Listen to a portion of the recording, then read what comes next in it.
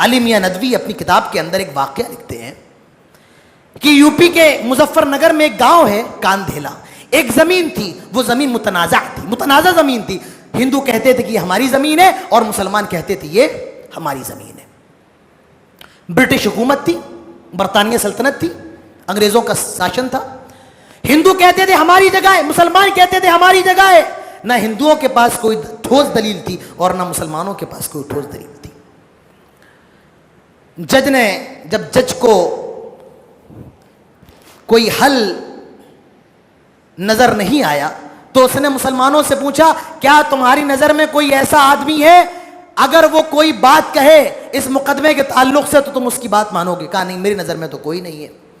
ہندوؤں سے پوچھا کیا تمہاری نظر میں کوئی ہے؟ کہا ہاں, ایک مسلمان ہیں, بوڑھے ہیں, بزرگ ہیں, بڑے اچھے ہیں, ہمیں ان پہ بھروسہ ہے کہ وہ جو بھی بات کہتے ہیں سچ کہتے ہیں. لایا گیا بزرگ کو, حاضر ہے بزرگ. جج پوچھتا ہے یہ جو زمین ہے, جس زمین کا مقدمہ, جس زمین کا مسئلہ ہے, ہندو کہہ رہے کہ میری ہے, مسلمان کہہ رہے کہ میری ہے, انہوں نے آپ کو گواہ بنایا ہے, یہ کہہ رہے کہ آپ جو کہیں گے آپ کی بات سچ ہوگی, آپ بتائیں کیا یہ جگہ ہندوؤں کی ہے یا مسلمانوں کی ہے؟ اللہ اللہ اللہ, وہ کیسے مسلمان تھے, ان کے اخلاق کیسے تھے. وہ بزرگ کہتا ہے کہ جج صاحب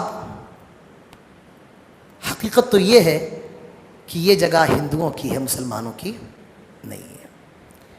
یہ جگہ ہندوؤں کی ہے, مسلمانوں کی نہیں ہے.